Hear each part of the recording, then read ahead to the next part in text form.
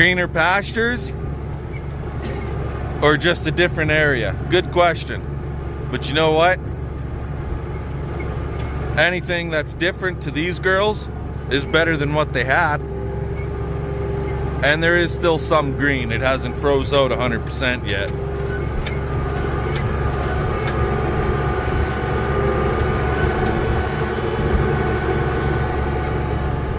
I'm gonna try getting them over to the oat field gate. Cab girls, cab girls! But there's just a hint of green in spots, like where that group is over there at the front, where we're going through right now. And that's what they're gonna go after. It might take them a day or two to find the gate.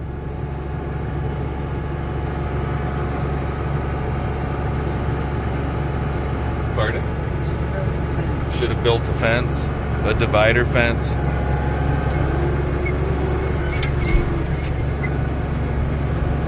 There's still a few trailers haven't made it out of the corral over there yet.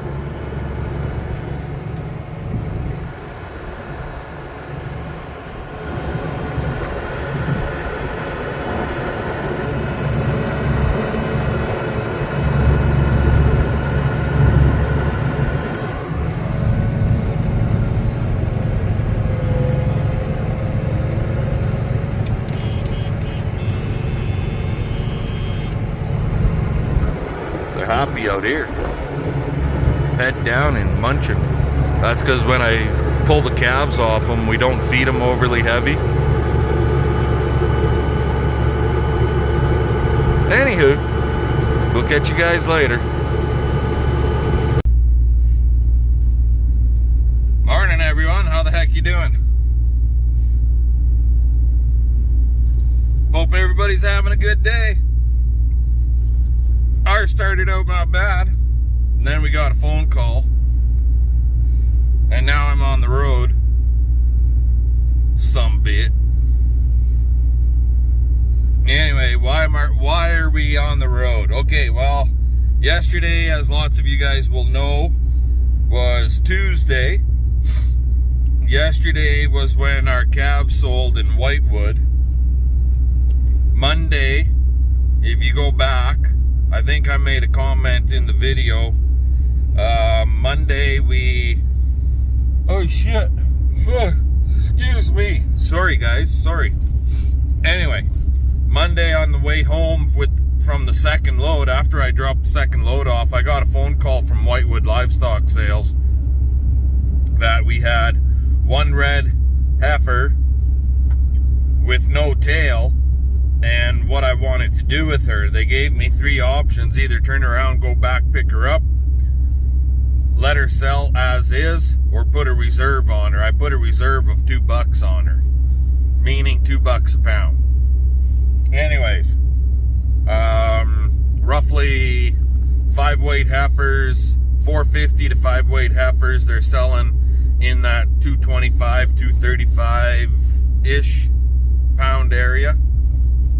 So she did not make the reserve, and they just phoned me here this morning and said, can you come and get her? Like, they phoned me basically just about an hour ago now, so 9 o'clock. So now we're on our way back to Whitewood to pick up this goddamn heifer. But I could spend probably $100 and leave her there for a week, have her on feed and everything else in their yard, and just run her through the next week's sale as is. Or I get her, I bring her home, we put her on feed for the whole bloody winter. She might turn into a decent friggin' heifer. She might turn into a cow. For a replacement cow. And last but not least, she will definitely make freezer camp. Last resort, right? And actually, I'm leaning towards the freezer camp one more than anything, being that our freezer is damn near empty. There's probably about 250 pounds of beef on her right now. It won't be big beef, but it'll be beef just the same, right?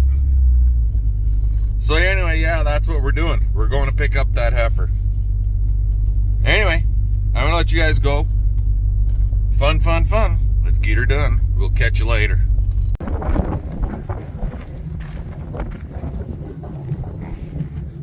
Come on, girl. Get out of there.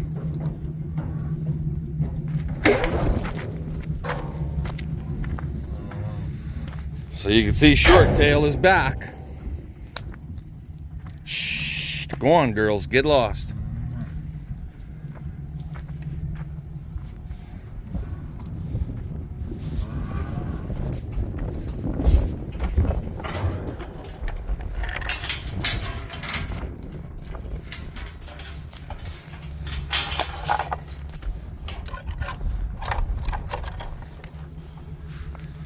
There. Now on to something different. Go and find out what CP's up to.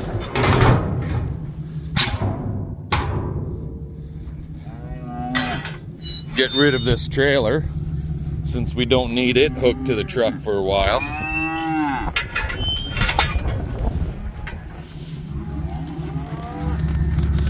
It's turning into a nice day out here. It's supposed to be nice all week until Monday, Tuesday. Well, actually this weekend they're calling for rain. How much we're gonna get, I don't know. I got a little bit of fence I gotta fix. Do that while the weather's good. I gotta take that loading alley right there that's on the trailer over to a buddy's place. So yeah, there's a few little jobs that I got to get done here today, tomorrow. And then when the weather turns nasty, we can go back to hauling manure out of the corrals.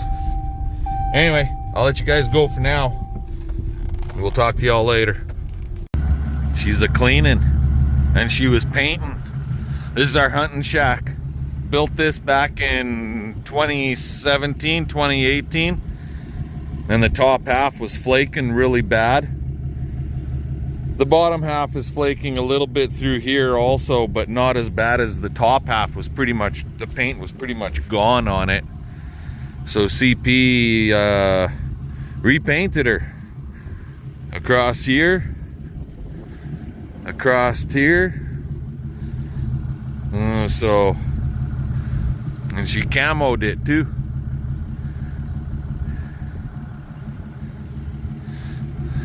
Looks good. Looks good, babe. I'd be amazed to see you in it. Well, I got a tag, so I gotta go in it. I don't have to go in it, but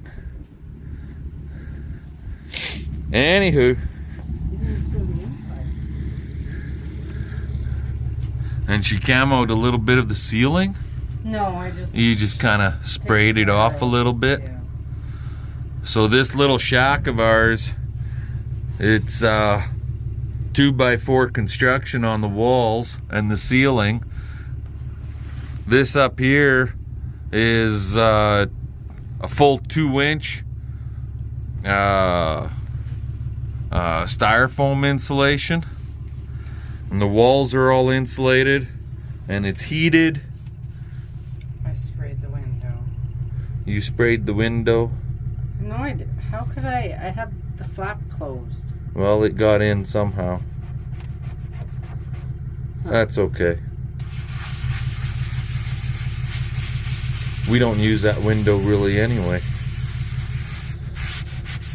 So yeah, this thing with it being heated and the whole 9 yards, it's when you turn that heater on in this little shack, we've had it, well, you take your boots off, you take your winter gear off, and you sit in here with sock feet and just your shirt on. So it's pretty sweet when you're hunting and it's really cold. And that's at minus 35 with the wind chill. 35 Celsius. So it's pretty good. It works pretty good for us. And for the door, it's just a It's kind of a narrow doorway, but it's just basically a 24-inch door is all it is. Big enough to get in and out of. Anywho, we'll talk to you guys later. Alrighty guys, so just got done fixing a gate going into our oat field here that the cows have access to. And before I take off from here, I just thought I'd take a look at this. I picked up our check basically from when we sold them 30, what the hell did we sell anyways? 36 total head is what we sold for calves. Anyways, on 36 total head, our weights were all over the page. From 699 pounds on one big old black steer, all the way down to 258 pounds. Remember those little squirts I said? They were like July 1st, mid-July type calves. Well, I knew they were going to bring our average way down on our weight category.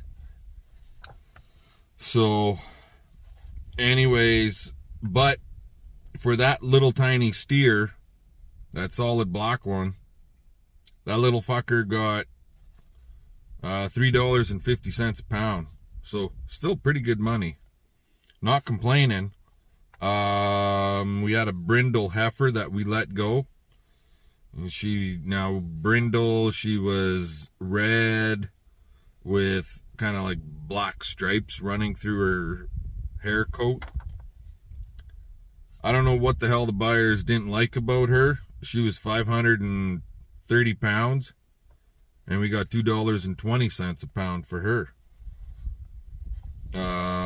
Actually, our biggest steer that we sold, he was a yearling actually from last year. He had knobby knees. He didn't do very well over the summer. But anyway, he was 790. And I knew I'd take a hit on him, but I let him go just the same. And yeah, we took a major hit on him. 75 cents. Like they robbed him on us. I should have brought that son of a bitch home too, but whatever. He's gonzo.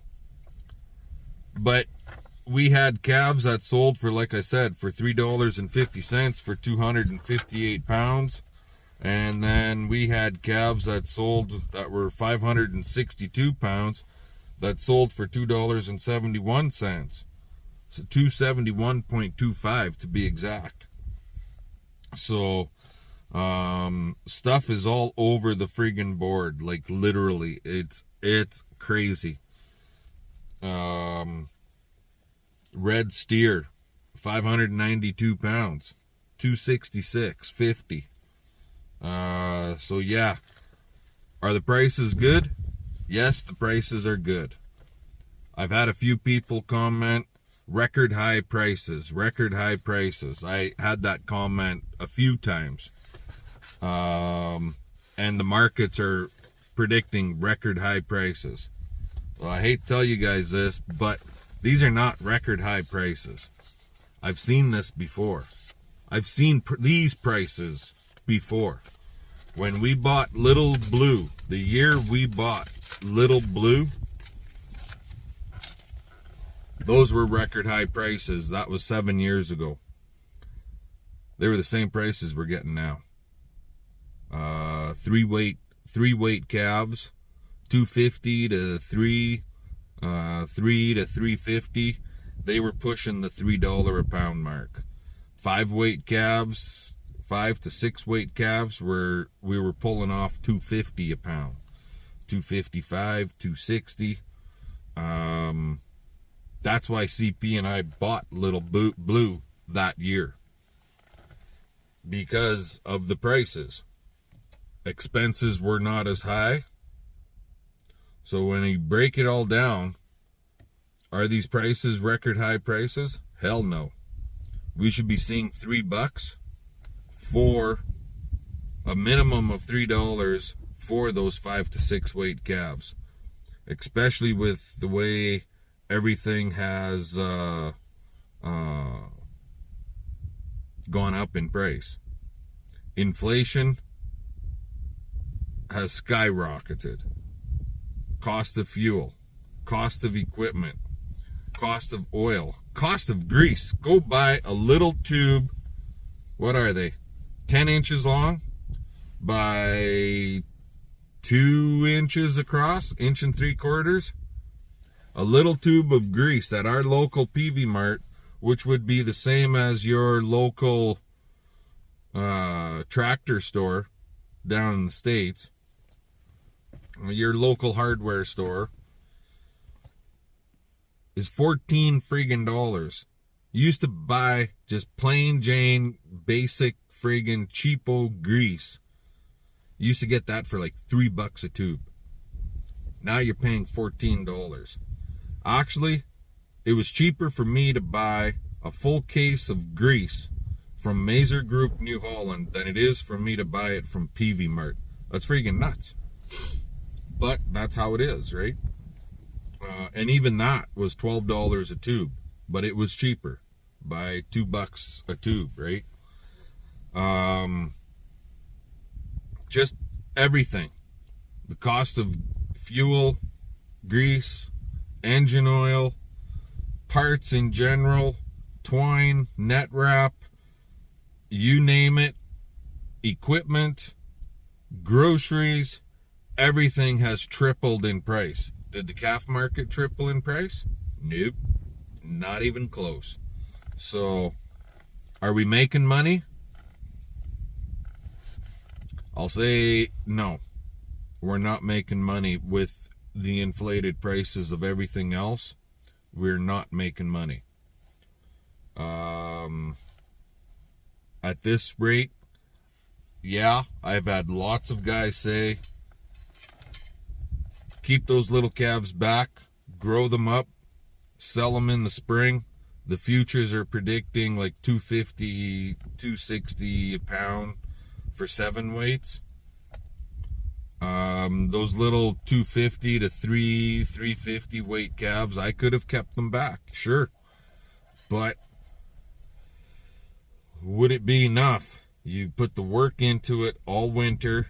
You gotta calculate in your workload that you're gonna put into these calves. So the work, the time you spend with them, the fuel that you're burning up to feed them in the winter. You get a shitload of snow and you gotta push snow out of the corrals, clean your corrals out. The bales that they're eating, put a cost on them bales. The grain that they're gonna chew up, put a cost on that. The drugs that you're gonna have to give them, because those little squirts are gonna get sick. I can almost guarantee it. They always do. The little ones always get sick. So there's all of that. The drugs, the grain, the bales. If you're feeding a grower ration with your grain that's medicated, you got to calculate that cost in. And all of these things have gone up in price.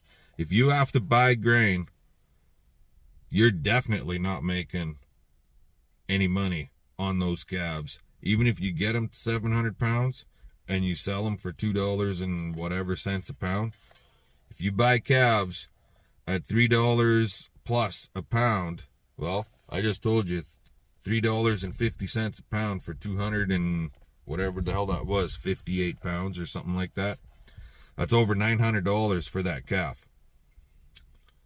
And you're going to sell that calf for however much money more you're going to rate.